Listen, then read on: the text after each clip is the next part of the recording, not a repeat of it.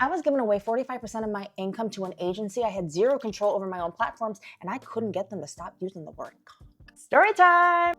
First, some context. So the woman who ran this agency is a creator herself, and do not get it twisted, not a small creator by any means necessary. One of the biggest on the platforms, and all of the other creators in her network, just as big. I'm talking like 0.0001 creators. So on paper, this looks like an amazing opportunity, and do not get me wrong, in a lot of ways it was, but here's the thing. I was her first full-time client. There is no history of replicating the success that she's had for someone else. And I think that matters a lot. Now, before we get into the good stuff, I want to preface this by saying this is not to shit on agencies, and this is not to shit on the agency that I was with, because as people, they were lovely, so kind, so generous, and really did have the best intentions. But at the end of the day, I just didn't think it was a good fit, nor did I think that it was a good deal. For what I was paying and what I was getting in return, the math wasn't happening.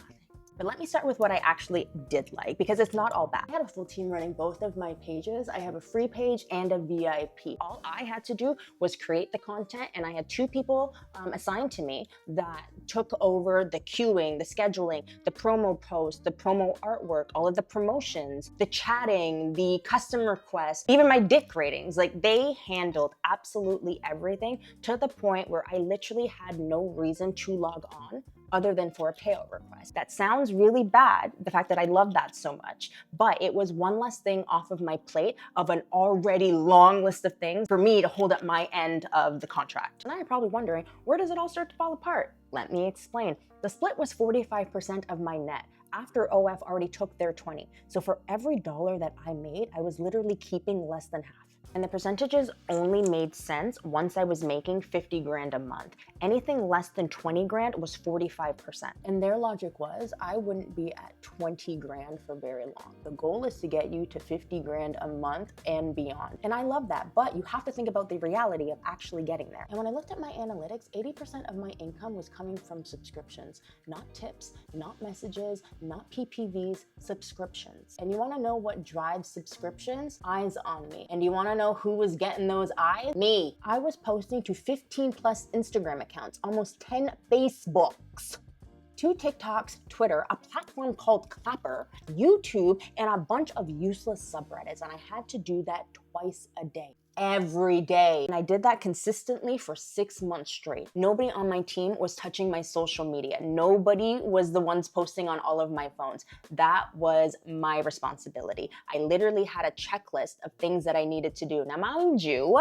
I found the checklist very helpful, but it was very time consuming. I have to make content to post to all of these platforms twice a day. So if you do the math on that, it was almost 50 pieces of content that I'm churning out daily. When I think about where the bulk of the money was coming from, it's from the work that I'm doing. If I saw that the bulk of the income was coming from messages, tips, or PPVs, that's obviously their doing. That was not the case. So realistically, they're earning 45% of the subscribers that I went out and got. So you would think, giving away 45% of your income, you have to have control of your platform. You would have to have control about how you're being perceived and portrayed on the internet. Now, mind you, I had control on my social media platforms. I am in control of that content, 100%, but I was not in control of how I was being presented on my paid platforms, and I hated that. Because I'm gonna be honest, if I am giving away that much, I want to know and feel like I am being represented on my platforms correctly, and that was not happening. Because,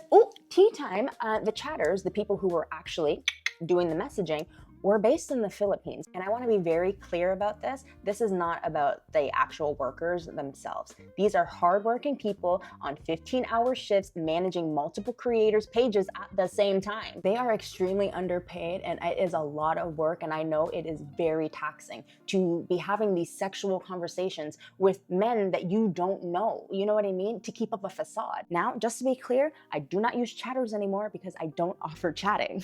It was too much. Way too much for little old me to take on, as a service being offered. But I digress. The point is they are extremely overworked, and as a result of that, the quality is not there. And for a creator like me, that is a massive problem. My audience knows how I communicate. I talk a lot. Your girl is a yapper. I share my opinions. I'm expressive. I engage.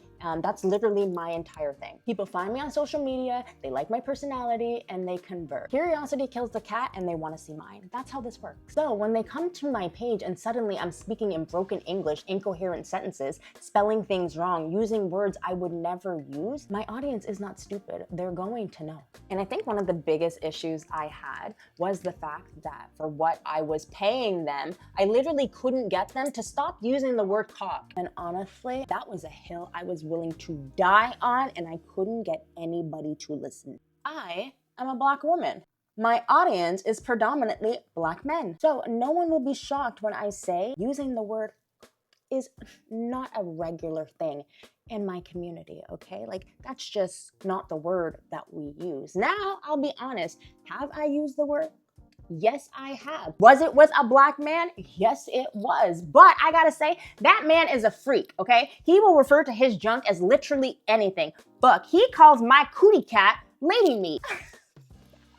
Now, don't say anything weird about that, because I actually think it's really cute, really funny.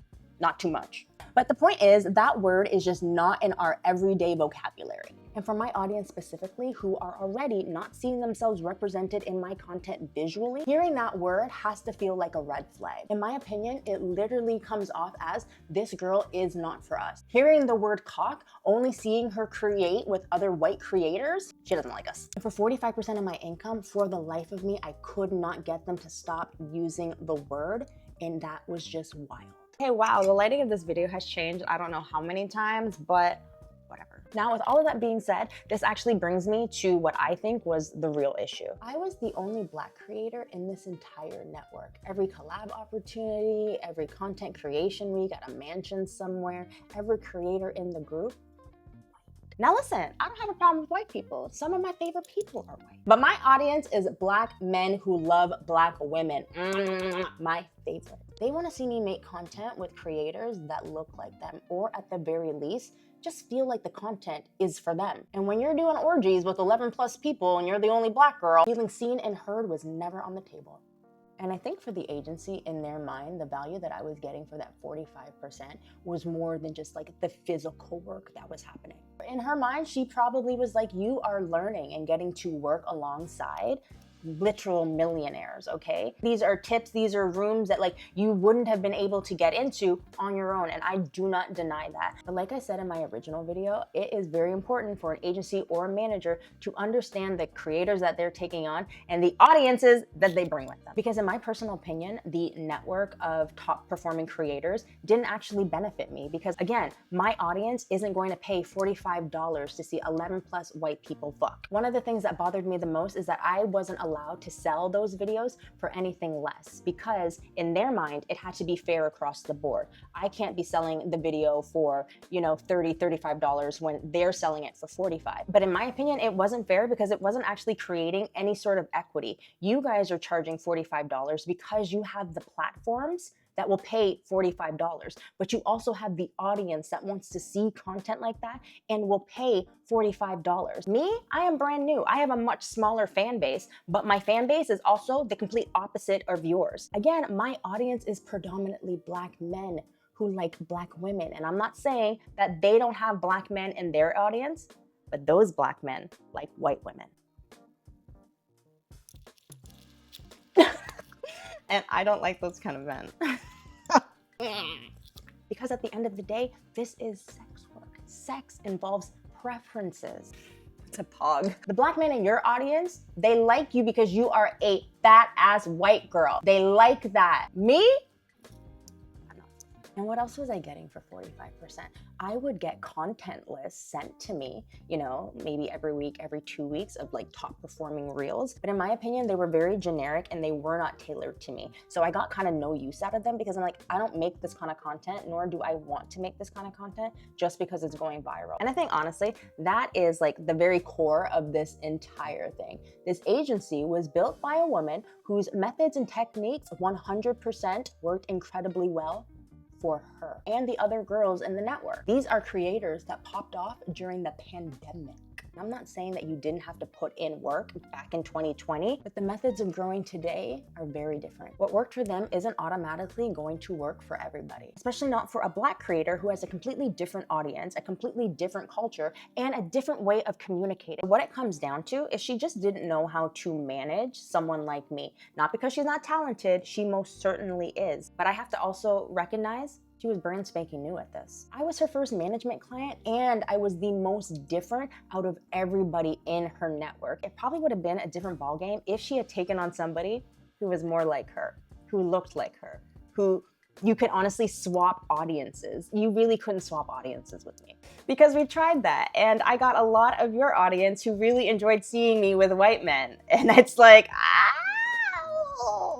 no, not how this was supposed to go. So at the end of the day, I was the product, I was the marketer, and I was the fuel keeping everything going. I was the one creating the content, running the social media, building the audience, and the one getting in those subscriptions. I was the one bringing in the bacon. They were managing the paid platform, and that is worth something. I'm not going to pretend that it isn't, but 45% for that specific situation and that level of control with chatters who literally did not sound like me, using words my audience would never accept. And the cherry on top of that is that I don't even see myself or my audience represented in the content that I make.